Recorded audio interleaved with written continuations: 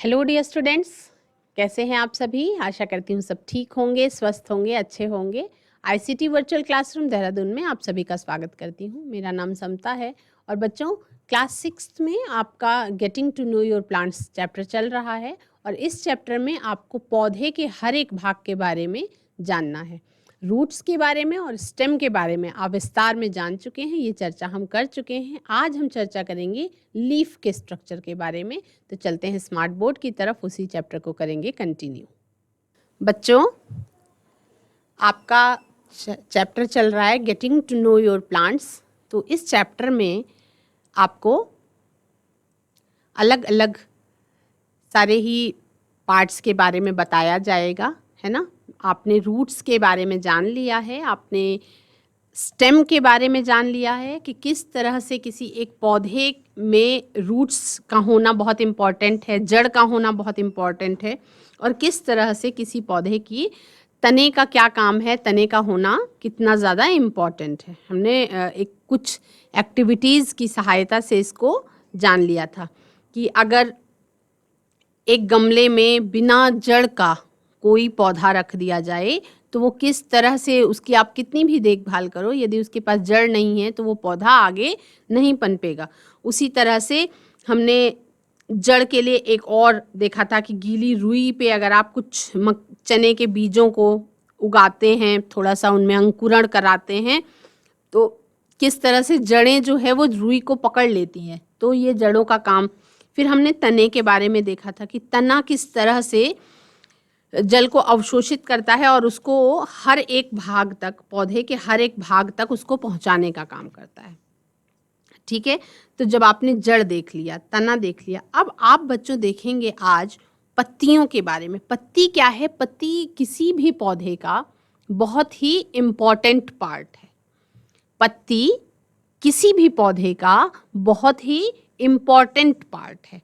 तो अब पत्ती में भी बहुत सारे पार्ट्स होते हैं, पत्ती में भी अलग अलग पार्ट्स होते हैं। वो कौन कौन से पार्ट्स होते हैं उनके बारे में आपको आज जानना है। देखो, पत्ती है जो, वो क्या है कह सकते हैं, a leaf is attached to the stem with the help of a petiole.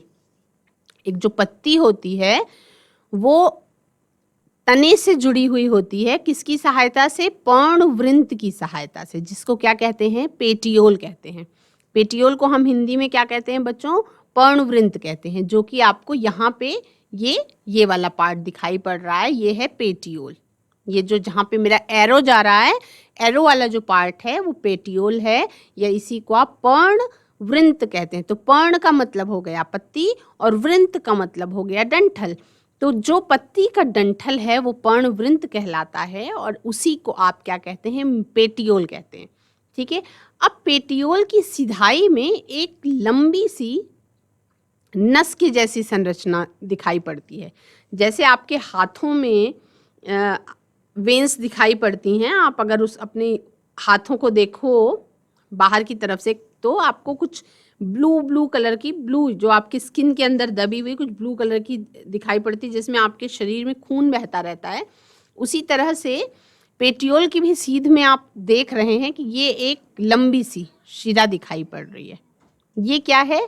इसको बच्चों मध्य शिरा कहते हैं, या इसी को मिड रिब कहते हैं। क्या कहते हैं?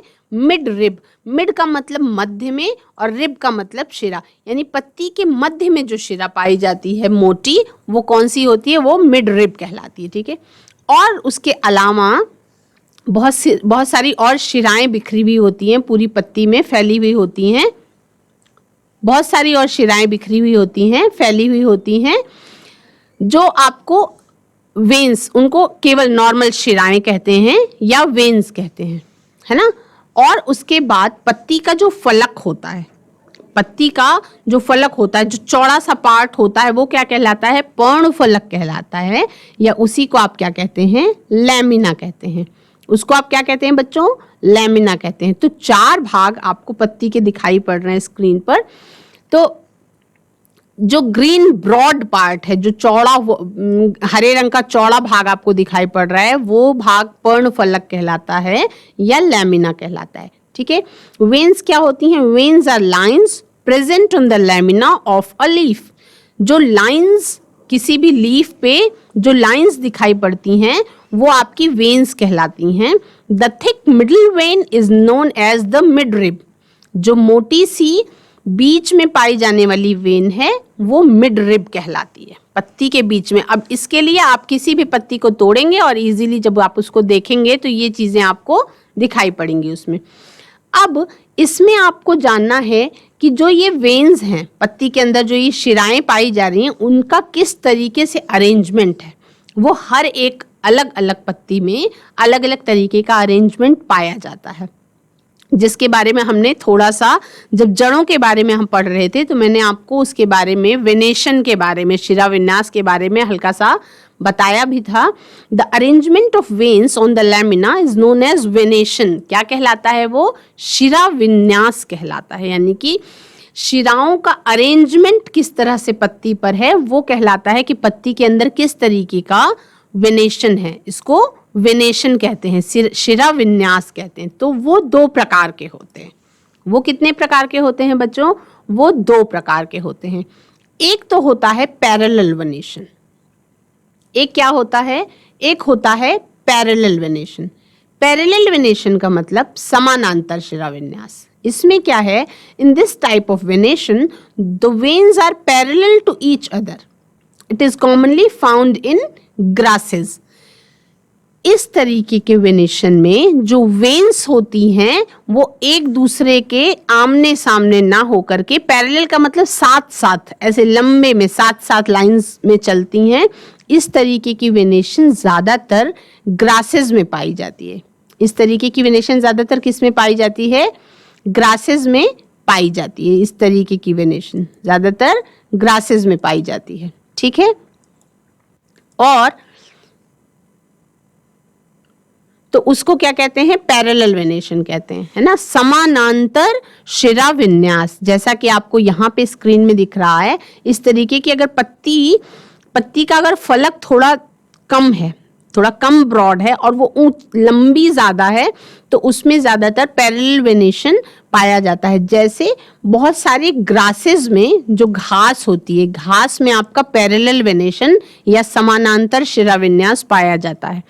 अब इसके लिए आप अलग अलग अपने बगीचे में जाइए और बगीचे में जा करके आप अलग अलग पौधों की पत्तियों को इकट्ठा करिए और उसके बाद देखें आप कि हर एक पौधे की, कौन से पौधे की पत्ती का शिरा विन्यास किस तरीके का है। शिरा विन्यास का मतलब वही हुआ कि वेन्स का अरेंजमेंट उसमें कैसा है, यानी कि जो शिराएं हैं पत्ती के अंदर पाई जा रही हैं वो शिराएं किस तरीके की हैं। इसको जब आप देखेंगे तो आप समझ पाएंगे कि शिरा विन्यास कैसा होता है। तो जो एक एक्टिविटी आप कर सकते हो, जैसे मान लीजिए आप पत्ती को देख के नहीं समझ पा रहे हैं कि शिरा विन्यास कैसा है, ठीक, तो आप क्या कर सकते हैं कि एक पत्ती को आप टेबल पे रखें और टेबल पे रखने के बाद उसके ऊपर एक कॉपी का पेज रख लीजिए, ठीक है, और उसके बाद उसको दबा करके अपने हाथ से पेंसिल से पेपर पे आप अगर ऊपर उसको कलर कर देते हैं, पेंसिल अगर चला देते हैं पूरी, तो आप में आपकी जो कॉपी है ना, कॉपी पे वो शिरा विन्यास उभर के आ जाएगा जैसा पत्ती का शिरा विन्यास होगा, है ना। तो ये छाप टाइप की ऊपर निकल के आएगी और उस छाप से भी आप अंदाजा लगा पाएंगे कि शिरा विन्यास कैसा होता है।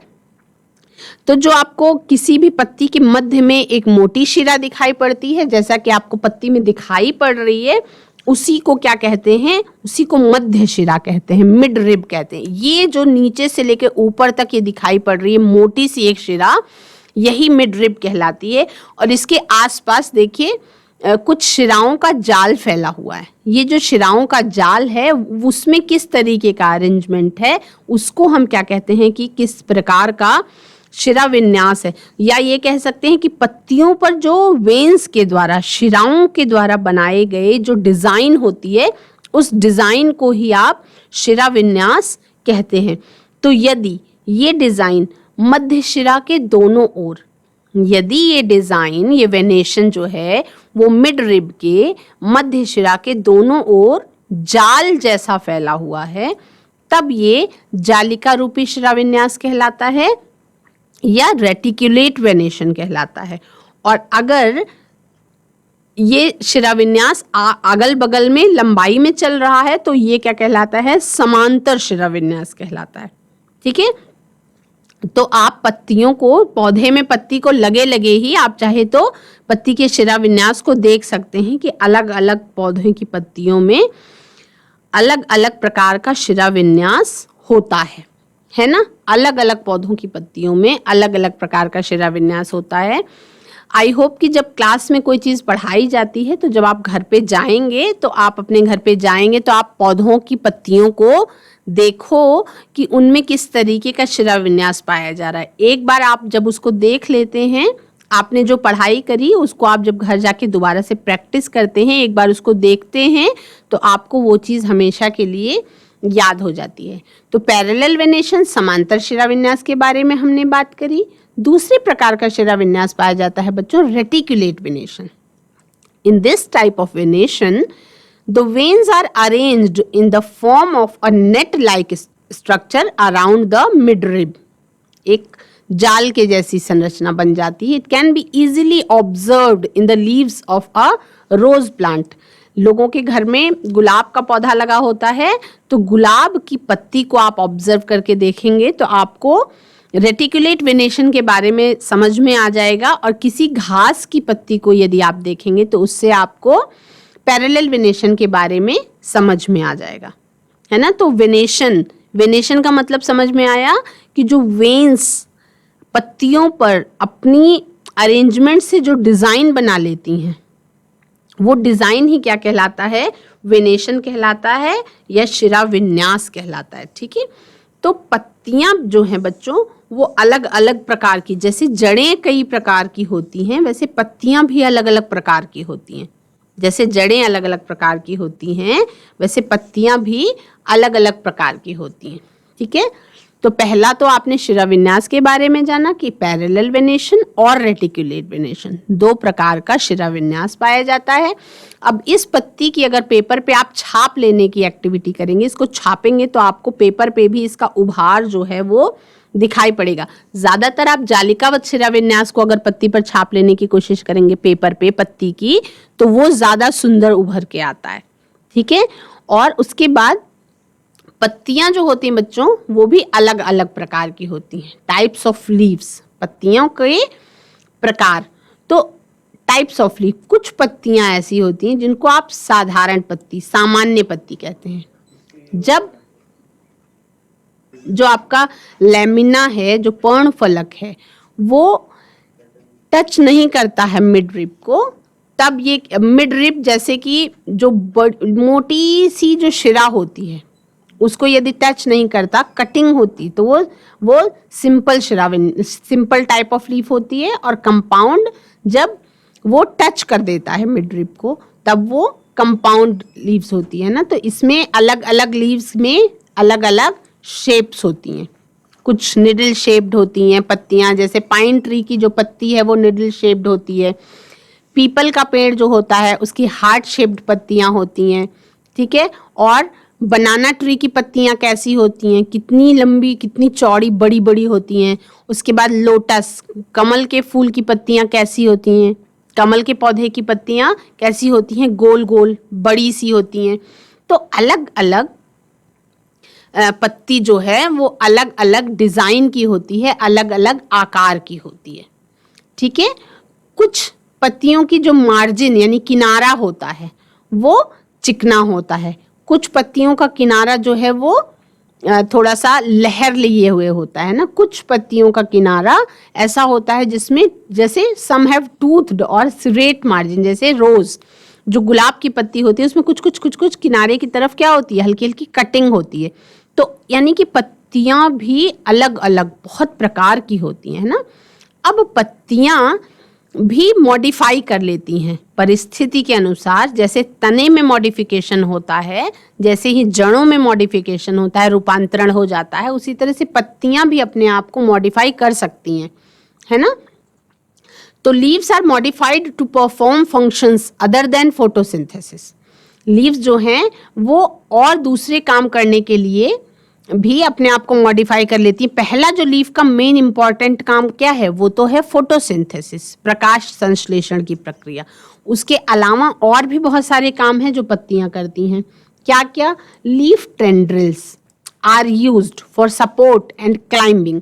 जैसे मटर के पौधे में आपने देखा होगा कि मटर का पौधा जब ऊपर को बढ़ता है तो उस मटर के पौधे में तंतु के जैसी कॉइल्ड, स्पाइरल शेप्ड कॉइल्ड संरचना होती है। वो क्या होता है? वो तना नहीं होता, वो पत्तियां ही हैं जो अपने आप को चेंज कर लेती हैं, रूपांतरित कर लेती हैं। It is actually a thin wired and coiled structure that supports the plant as it climbs up, जब वो बड़ा होने लगता है पौधा। उसके अलावा लीव्स जो हैं वो स्पाइंस के रूप में भी अपने आप को कन्वर्ट करती हैं। लीफ स्पाइंस क्या होती हैं? Are the thorny structures into which leaves are modified for reducing water loss and defence. जिन क्षेत्रों में पानी की कमी होती है वहाँ पे जो पत्तियां होती हैं, क्योंकि जो ब्रॉड, अगर मान लो पर्णफलक चौड़ा है तो उस पे वाटर का लॉस भी ज़्यादा होता है, यानी कि वाष्पोत्सर्जन की प्रक्रिया ज़्यादा होती है। तो कहीं कहीं पे पत्तियां जो हैं वो अपने आप को चेंज कर लेती हैं ताकि उनकी सतह कम हो जाए और वाटर का लॉस कम हो, या पेड़ की खुद की सुरक्षा के लिए भी अपने आप को स्पाइंस के रूप में, कांटे के रूप में बदल लेती हैं, है ना, जिससे उनका डिफेंस भी अच्छा होता है, वो सुरक्षा भी करते हैं वो अपनी, और वाटर का भी लॉस कम होता है। ठीक है। अब एक प्रकार के पौधे पाए जाते हैं बच्चों जो कीट भक्षी पौधे कहलाते हैं, insectivorous plants. Leaves are modified to trap insects as in pitcher plant. एक पिचर प्लांट नाम का पौधा होता है जिसमें जो लीव्स होती हैं वो कीड़ों को पकड़ने के लिए मॉडिफाइड हो जाती हैं। मतलब इस तरीके की हो जाती हैं कि उस पर ढक्कन जैसी संरचना बन जाती है, और जब कीड़ा कोई आसपास आता है तो वो ढक्कन बंद हो जाता है और कीड़ा उसी के अंदर फंस जाता है ना। उसके अलावा कुछ और लीव्स फ्लैशी लीव्स होती हैं। Leaves are modified for storage of food, जैसे अनियन और गार्लिक। लहसुन और प्याज, ये दोनों जो आप देखते हैं बच्चों, तो उसमें जो हम लोग जो पार्ट खाते हैं लहसुन का और प्याज का, वो क्या है? वो ना तो जड़ है, वो ना तो तना है, वो ना तो कोई और भाग है, बल्कि वो क्या है? वो पत्ती का ही भाग है जो रूपांतरित हो गया, मांसल हो गया, फ्लैशी हो गया, यानी कि गुदगुदा हो गया, जो हम खाते हैं। तो उसमें क्या होता है? Storage of food. पत्ती के अंदर का स्टोरेज ऑफ फूड होता है तो वो मोटी मोटी हो जाती है। तो जो प्याज हम लोग खाते हैं वो भी मॉडिफाइड लीफ का ही एक रूप है।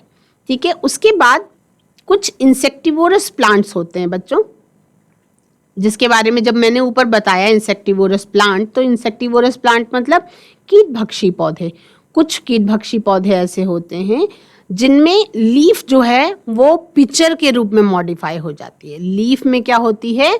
एक ढक्कन जैसी संरचना बन जाती है, और वो लीफ के ऊपर जो पेटियोल होता है वो इस तरह से होता है कि जो कोई भी कीट आता है उसके आसपास में तो वो क्या होता है? उसी में बंद हो जाता है ना। तो उसमें 3 तरीके के पौधे होते हैं। एक तो आपका पिचर प्लांट पाया जाता है, एक पौधा होता है ब्लैडर वर्ट, और एक पौधा होता है वीनस फ्लाई ट्रैप। ये तीनों प्रकार के पौधे जो हैं ये आपके इंसेक्टिवोरस प्लांट्स की कैटेगरीज में आते हैं। ठीक है। इसके अलावा पत्तियों से और हम क्या कर सकते हैं? पत्तियों से हम नया पौधा भी उगा सकते हैं। पत्तियों से हम क्या कर सकते हैं? वेजिटेटिव प्रोपगेशन भी कर सकते हैं, यानी कि नया पौधा भी बना सकते हैं। यूजुअली प्लांट्स जो हैं वो कैसे? सीड्स, किसी बीज से नया पौधा बनता है, ये आप सबको पता है ना। लेकिन बीज जो हैं, the seeds are found inside fruits, फलों के अंदर बीज पाए जाते हैं, और वो एक नए पौधे को जन्म देने के लिए उत्तरदायी होते हैं। यानी कि अगर आपको चने का पौधा चाहिए तो उसके लिए आप क्या करेंगे? चने के पौधे को उगाने के लिए चने के बीज को भिगा करके उसको आपको जब अंकुरित हो जाए तो उसके बाद वो ज़मीन में लगा देंगे तो चने का पौधा तैयार हो जाता है। यानी कि चने का पौधा बनने के लिए किसकी जरूरत पड़ी आपको? चने के बीज की जरूरत पड़ी, ठीक है, या सूखे चने की जरूरत पड़ी जिसको आपने भिगा करके पौधे के रूप में बदला। तो इसी तरह से कुछ प्लांट्स में जो सीड्स हैं वो भी नए पौधे को जन्म दे सकते हैं, और कुछ प्लांट्स ऐसे होते हैं जिनमें पत्तियां जो होती हैं, पत्तियों से भी नए पौधे का जन्म हो जाता है। जैसे एक पत्ती होती है बच्चों अजूबा, उसका नाम है अजूबा, ब्रायोफिलम प्लांट होता है एक, उसमें क्या होती है, पत्तियों में क्या होती है, नोच होती है, या कह सकते हैं खांचे टाइप का बना होता है ना। तो उन हर एक खांचे से एक नया पौधा जन्म ले सकता है। तो इसमें क्या होता है, in this plant new buds are formed along the margins of its leaves. जो पत्तियां होती हैं, पत्तियों के किनारे पर खांचे खांचे जैसी संरचना बनी होती है, और उस खांचों से नया पौधा जन्म ले सकता है। अब जाकर के आप अपने बगीचे में देखेंगे कि क्या आपके बगीचे में अजूबा का पौधा है। अजूबा के पौधे को कुछ लोग दर्दमार पत्ता के नाम से भी जानते हैं। कहते हैं कि जहाँ पे दर्द होता है वहाँ पे अगर उसकी सिकाई की जाए तो उससे भी आराम होता है। तो ये जो पत्ते होते हैं इनकी किनारों पर मार्जिन होता है, और मार्जिन ऐसा होता है कि जिसमें खांचे बनी होती हैं, और उन खांचों से ही नया पौधा जन्म ले लेता है। तो ये जो पहले कली के रूप में निकलता है, this birds later on fall in the moist soil, और जब वो मॉइस्ट सॉइल में गिरती हैं तो उससे क्या होती है, नए पौधे का जन्म हो जाता है, या न्यू ब्रायोफिलम प्लांट का जन्म हो जाता है ना। अब लीफ, पत्तियां, इनका मेन फंक्शन क्या है, इनका मेन काम क्या है, वो आपको पढ़ना है। तो मेन काम पत्तियों का क्या है, फोटोसिंथेसिस का। पत्तियों का मेन काम फोटोसिंथेसिस का या प्रकाश संश्लेषण का है, और एक दूसरा काम उसका है ट्रांसपिरेशन का, ठीक है। तो functions of a leaf, leaves perform two main functions, photosynthesis and transpiration. तो उसके बारे में अब हम डिटेल में पढ़ेंगे कि फोटोसिंथेसिस क्या होता है और ट्रांसपिरेशन क्या होता है। पहले जो लीफ, अगर हम एक पत्ती की बात करें बच्चों तो वो लीफ कहलाती है, और अगर बहुत सारी पत्तियों के बारे में बात करते हैं तो वो क्या कहलाती हैं, लीव्स कहलाती हैं, LEAVES। जब बहुत सारी पत्तियों की बात हम कर रहे हैं तो लीव्स कहलाती हैं। तो फोटोसिंथेसिस का काम और ट्रांसपिरेशन का काम पूरे पेड़ में जितनी भी पत्तियां हैं वो सारी मिल करके करती हैं। इसलिए कह रही हूँ कि leaves perform two main functions. First one is photosynthesis, यानी कि प्रकाश संश्लेषण, या कह सकते हैं उनकी खाना बनाने की प्रक्रिया पौधों की, और दूसरी वाष्पोत्सर्जन, ठीक है, जिसमें जल निकलता है पत्तियों से, ठीक है। तो उसके बारे में देखो, फोटोसिंथेसिस क्या है। फोटोसिंथेसिस एक बहुत ही पौधों में पाई जाने वाली एक बहुत ही महत्वपूर्ण प्रक्रिया है। उस प्रक्रिया का नाम है फोटोसिंथेसिस। फोटोसिंथेसिस का मतलब प्रकाश संश्लेषण, ठीक है। क्या है? प्रकाश संश्लेषण। तो प्रकाश संश्लेषण के बारे में आपको इतना पहले से पता है कि पौधे अपना भोजन प्रकाश संश्लेषण की प्रक्रिया से बनाते हैं। पौधे अपना भोजन कैसे बनाते हैं? प्रकाश संश्लेषण की प्रक्रिया से बनाते हैं, ठीक है। तो फोटोसिंथेसिस क्या है? Photosynthesis is a process in which the chlorophyll containing cells synthesize food using carbon dioxide, water and solar energy। यानी कि प्रकाश संश्लेषण एक ऐसी प्रक्रिया है जिसमें, अच्छा आप सभी बच्चों को क्या पता है कि जो पत्ती का हरा रंग होता है वो किस चीज के कारण होता है? क्या आप बच्चों को पता है कि हर पत्ती हरे रंग की होती है, तो वो हरे रंग की ही क्यों होती है ना। जैसे कुछ पत्तियां रंगीन भी होती हैं, कुछ पत्तियां रेड कलर की भी होती हैं, येलो कलर की भी होती हैं, लेकिन जब हम पत्ती की बात करते हैं तो ज़्यादातर पत्तियां जो होती हैं मतलब बहुत ज़्यादा मात्रा में 80% प्लांट्स की जो लीव्स होती हैं, जो पत्तियां होती हैं, वो हरे रंग की होती हैं।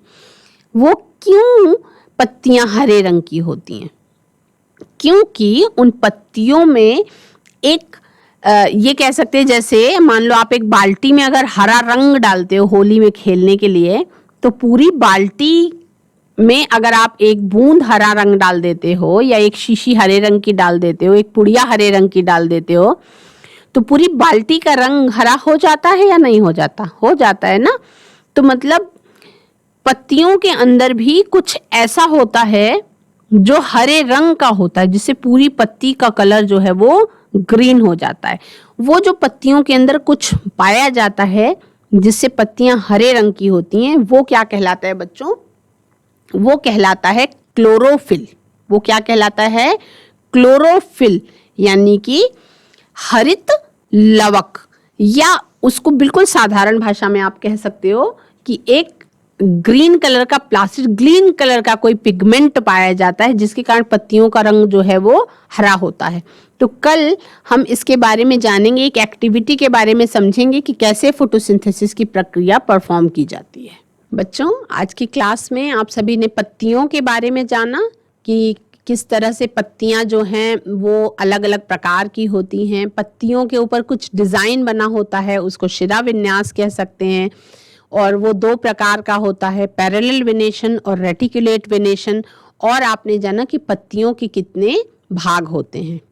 पेटियोल होता है, मिड रिब होता है, और आपका लैमिना होता है, पर्णफलक, पर्णवृंत और मध्य शिरा। और पत्तियों में बहुत सारा फैला शिराओं से निकले हुए बहुत सारी शिराएं, जिन्हें वेन्स कहते हैं। और शिरा विन्यास के बारे में जान लिया, तो पत्ती की संरचना के बारे में आप आज अच्छी तरह से जान चुके हैं। कल की क्लास में हम अगली क्लास में फोटोसिंथेसिस के बारे में जानेंगे कि प्रकाश संश्लेषण की प्रक्रिया, जो फंक्शन मेन वर्क है पत्ती का, वो कैसे परफॉर्म करती है। That's all for today. आज की क्लास से जुड़ने के लिए आप सभी का धन्यवाद। मन लगा करके पढ़ते रहिए और खुश रहिए। आप सभी का दिन शुभ।